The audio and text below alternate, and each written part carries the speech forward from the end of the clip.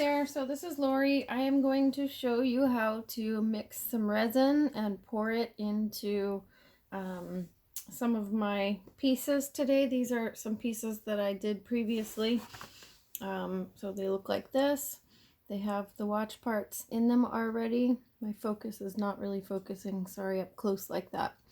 So I am going to show you how this is done.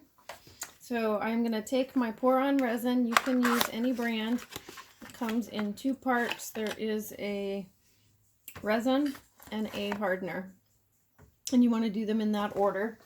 So what I'm going to do is I am going to measure out approximately how much I think I'm going to need in the first cup. And I am going to pour it in there. And I am just kind of eyeballing it. You're going to want to make less than you think you need to make, because once you put the second part in there, it doubles. So when you get your liquid, you can probably not see it on the camera as much as you can in person, but when you see it, you set it down and then draw the line on the cup so you know exactly where it is. And you really want to know if you're on the line, above the line, just below the line, because you want both parts to be exactly the same. And after you pour your resin in the first cup, you're going to measure it, and then you're going to pour it into the second cup. And you want to make sure that you scrape every little bit into the second cup. I'm just using a plastic disposable cup. You want to make sure it doesn't have too many ridges so that you can scrape all of the stuff out of there, and so that when you start mixing, you can get into all the little gaps. So basically you just want to make sure you have all of it covered. And then you're going to set that aside. Using the same first cup that you marked the measurement on, you're going to take the hardener and you are going to pour it in there. My hardener has a seal on it, so I'm going to open that and pour that into the first cup, and really get down on eye level on the side and see where that is, and make sure you're right at that same level. If you have too much hardener, it will get sticky. And it won't ever fully cure. And if you don't have enough hardener, it will never cure either. So you need it to be just right. So I'm gonna pick it up and eyeball it. Sometimes you gotta get the light behind it. I don't think I have quite enough. If you're going to have slightly more or less of one of these two products, you want to have slightly more of the hardener, but not much. They really should be 50-50. They're sold in 50-50 quantities because they should be used that way. So I am just double checking myself. So I don't know if you can see it in there, but I actually have slightly more than the line. And what I will do in this case is I will just not pour everything in, or not scrape everything off of the bottle. You'll get the hang of this and measuring it precisely as you go. So I would start with pieces that are not precious to you. Don't use your family jewelry for the first pieces that you're making. So basically I'm just not going to scrape this one. Now this one I'm done with, but I'm going to set it aside.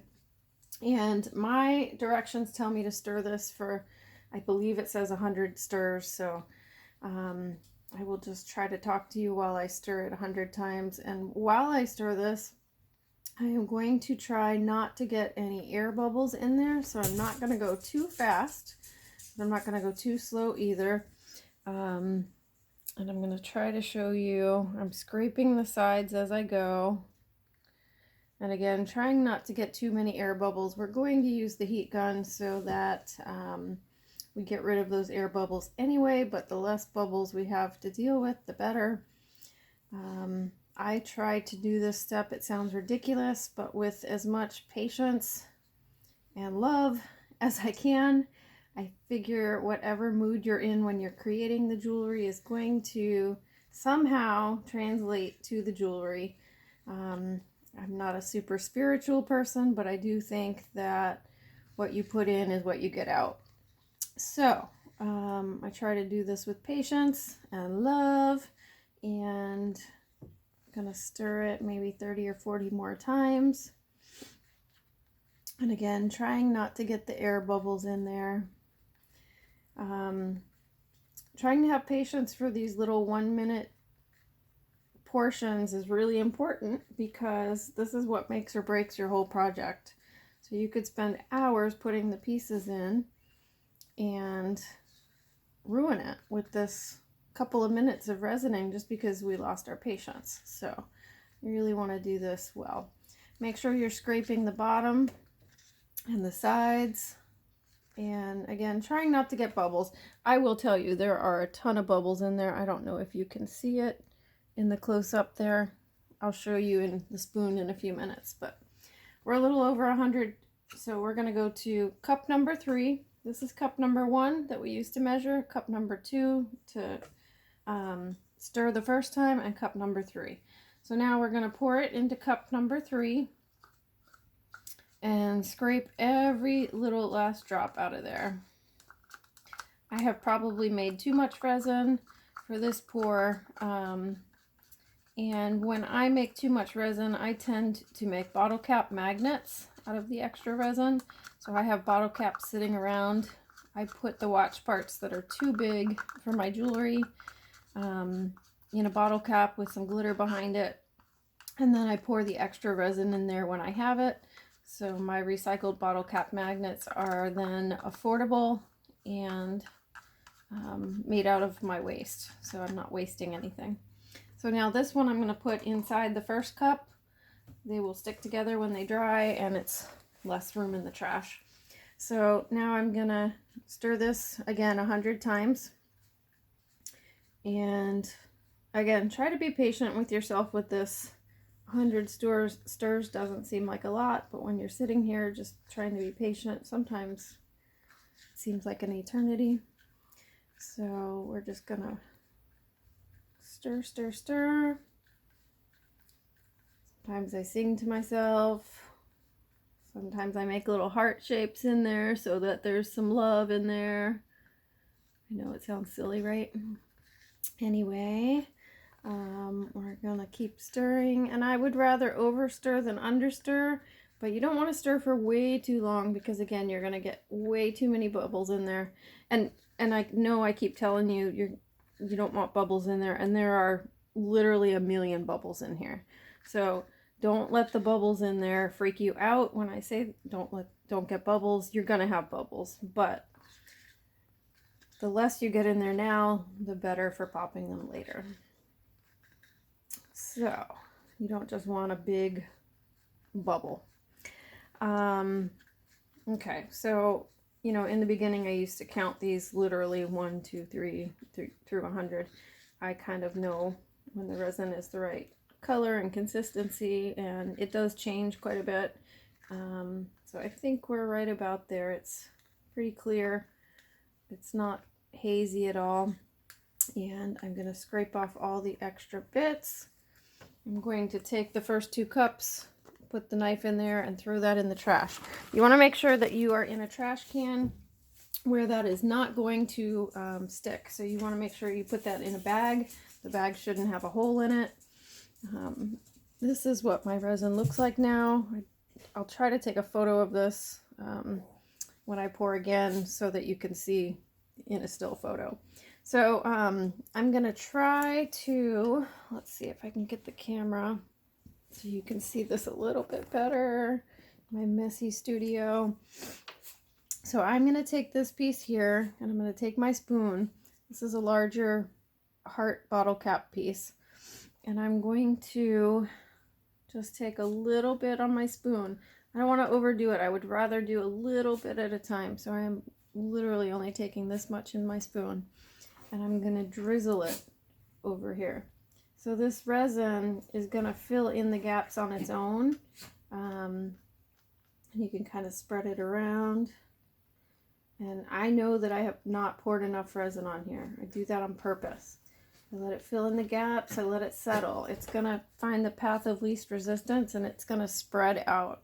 It's going to spread out over a little bit of time. So I'm going to under pour it. I'm going to set that there for a few seconds. Work on another piece.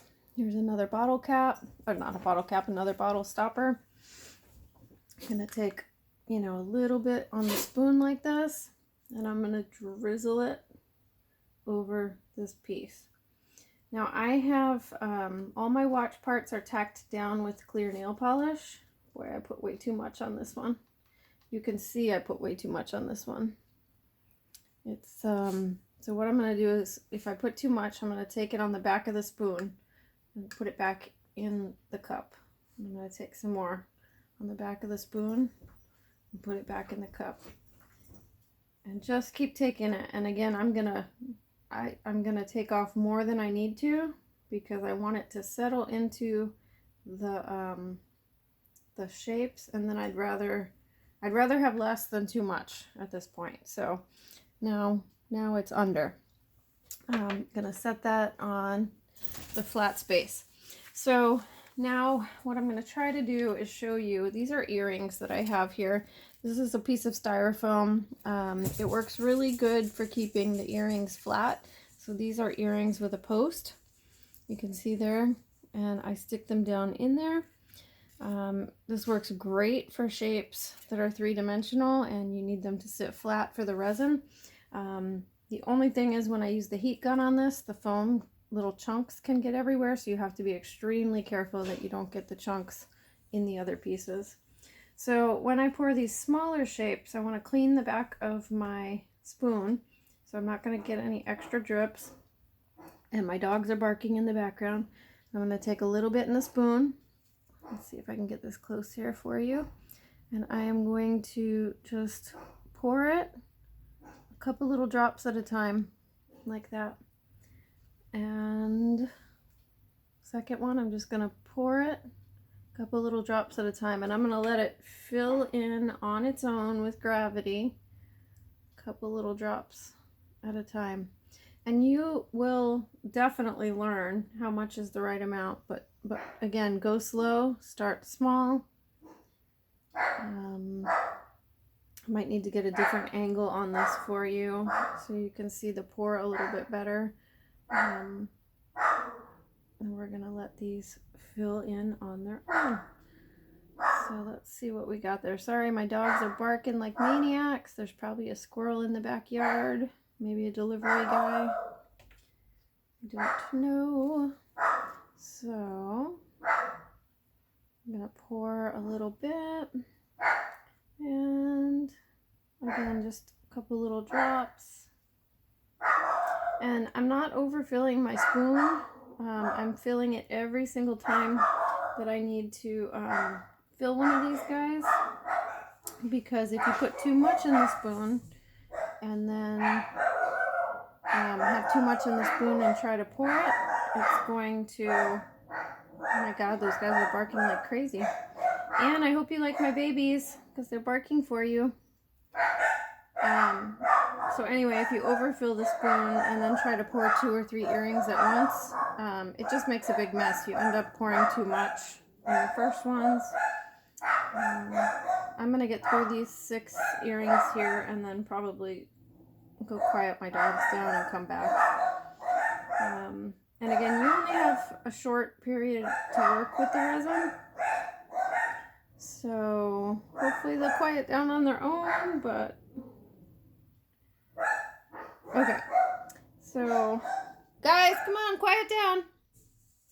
Okay, so I have filled all of these. I'm letting gravity do its thing.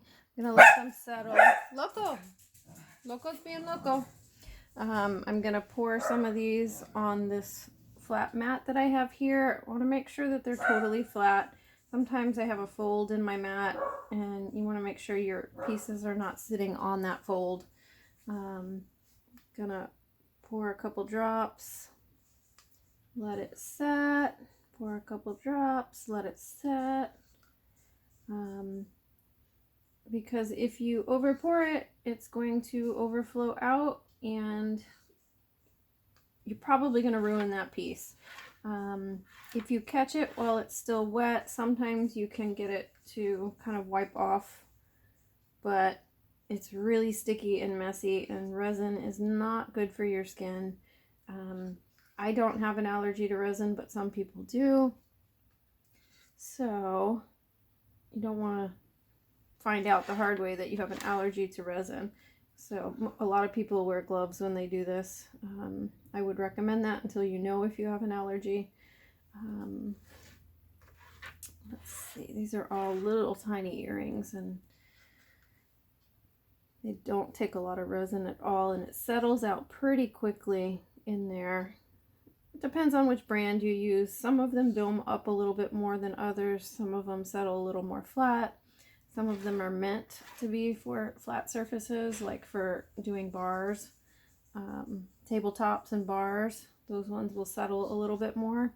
And then the ones for jewelry tend to dome a little bit more. But I have not had a problem with any of them because my pieces are so tiny. I think if I was doing medium-sized pieces and coasters and that kind of stuff, it might make more of a difference. But because my pieces are so small, all of the resins seem to work for me, and all of them tend to be pretty clear these days. It used to be that they were a little more yellow. So I'm going to go back to that first wine stopper that I had. And you really shouldn't turn it sideways like I'm doing, but I'm just trying to show you for the camera. It should stay horizontal and flat. So what I'm going to do now is just pour a couple more little drops strategically around. And then because all my watch parts are tacked down with the clear nail polish ahead of time, I can actually kind of, I don't want to say scrape this around, but move this resin around to fill in all of the little gaps that haven't been filled in on their own. My goodness, my dogs are having a field day. I know they do this all the time, but they are really crazy today. So I am just taking the time to fill in every tiny little gap, because as the resin moves, you know, there's these watch parts, and little tiny compartments between the watch parts may not get resin inside of them. So I'm working it in there with the spoon a little at a time and filling it all in. And one thing to note with the resin, patience is your biggest friend, your best friend when it comes to all of this. So I can fill in all those little gaps and maybe find out tomorrow after this cures that I missed one tiny little spot, right? Well, in that case, then you can just resin it again. So I'm going to set that there and go back to this other wine stopper here, and I'm going to fill in the gaps. So yes, you can re-resin as many times as you like. Scraping off some excess here because I don't want too much. Yeah, you can resin again. If you do resin a second time, you do want to recoat the entire top surface with a teeny tiny film and then fill in the gaps a little bit more. So what I mean by this is, or why I say that, is because although it will be clear, you can sometimes still see a little ridge between the old and the new resin. But if you do a flat surface coat over the whole thing on the second coat, then they will blend together seamlessly. And I have two earrings that I'm going to recoat, so I'll show you that in just a second here. And I am just taking my little time, being patient and filling in all those little gaps. These bottle stoppers are really difficult for me because the walls are not very deep. These edges on the side here are not very tall, so there's not a lot of place to put that resin before it starts tumbling out the side. So I'm gonna turn it a little bit side to side to make sure I filled all the gaps. I'm getting pretty good at this. I've done it for 8 or 9 years now. So what I'm gonna do at this point is I'm going to go back to my earrings and just tap it into the little spots where I might have missed. And I will film another video in the future where I have Lynn here and she can film me doing this up close so you can see the details a little bit more. But I'm just tapping it into all the little tiny holes that I missed the first time. And again, if you use clear nail polish to tack down your watch parts, that trick only took me 5 years to learn. I was leaving them loose and trying to pour all this, but I found a clear nail polish that doesn't turn colors when I resin. So that was a huge trick for me, and I hope it works for you too. And just filling in my gaps and trying to fill some communication space here, trying to keep talking so you're not bored out of your mind while I do this. I hope this video is helpful to you. If it turns out decent, I may even post it on YouTube for a few other folks to see. But I am making this for Anne right now because Anne in England is going to make some pieces with her family jewelry, I think. So now on these earrings, I'm just going to top a couple of them off because a couple of them are flatter and don't have as much doming, but you don't want to over dome them because they will spill over. That excess will spill over and then it will ruin your earring or whatever piece of jewelry you're making. So we're almost done, and then I'm going to get to those earrings that I'm going to redo so I can show you how that works. Okay, so I think that those are all pretty good. I tried to kind of move my head side to side, see if there's any little gaps or anything. So this piece here, this is an earring. Sorry, I don't have my manicure on my left thumb, but this is not focusing so well, it's so far away, but there's a tiny little hole in the resin right here. It's not a bubble, it's a bubble that popped, and then the resin didn't get in the middle of this one watch part. So what I'm going to do is I am going to hold on to this earring, and I am going to really dry off my spoon here. I'm taking all the excess off of there, especially off the back. I'm going to put a little, barely on the tip of there. And I'm going to paint. I'm going to get a little bit on there, and I'm going to paint it on the whole surface of this earring first. And that's so I know that it's going to be smooth on the whole thing and it is going to blend in seamlessly. Then I'm going to take a little bit more resin and just tap it into that tiny little hole, and that's it. And then I'm going to let it sit. And I have a second one that has a little hole on the bottom. I don't know if you can see that, but I'm going to take that tiniest little bit. I'm going to paint it on the whole thing with the back of the spoon as a paintbrush, and then tap it into that little hole. And then I am going to let it do its thing, and I'm just going to let that dry. So this is my heat gun. I have 2 or 3 of these now. I think this is the third one I bought. I have 2 that work right now, one here and one at the store. This one is awesome because it doesn't do anything fancy, but it has an extra long cord, which is awesome because sometimes I do 2 or 3 trays full of this at one time and I don't have to worry about being so close to the power source.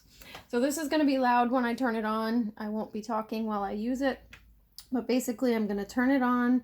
I'm going to hold it about 6 inches away from the pieces.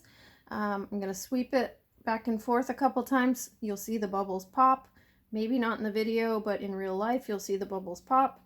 And then I'm going to take the heat away because you don't want the piece to heat up. The heat will cure the resin too fast and too unevenly. You just want to pop the bubbles with this heat. And I will tell you also that the heat gun works 8,000 times better than a hairdryer. A hairdryer is useless. It blows a bunch of warm air in all directions and gets dust and sprinkles and glitter and hair in all your projects, the heat gun is very controlled. It's much more focused and it's much hotter. So here we go with the heat gun, and you can see what I do. Just until the bubbles are popped. You'll see when the bubbles stop popping. On these small pieces, sometimes they are so light that the heat gun will actually blow them around, so you want to be careful. And then I always, if I find a hair, you got to catch that hair and you got to get it out of there. And then I always do the stuff on the foam last, because every once in a while that foam will blow around. And that's it. So that's all I'm going to do with those at this point. I did notice that there were 2 earrings, and you will notice this while you're using the heat gun because you're moving them from side to side. There were 2 earrings with tiny little gaps in there. You're going to go back and touch those. There was one more. Where's the other one? Where's the other one? So you just got to kind of look side to side to see where those little holes are. Because if you can fix them on the first go around, awesome. If you can't, then you can re-resin them. You just have to have even more patience and do it. There it is. It was one of these. Just have to do it on another day, which, you know, if you're not in any hurry, no big deal. If you're in a hurry, okay, well then, should have done it right the first time.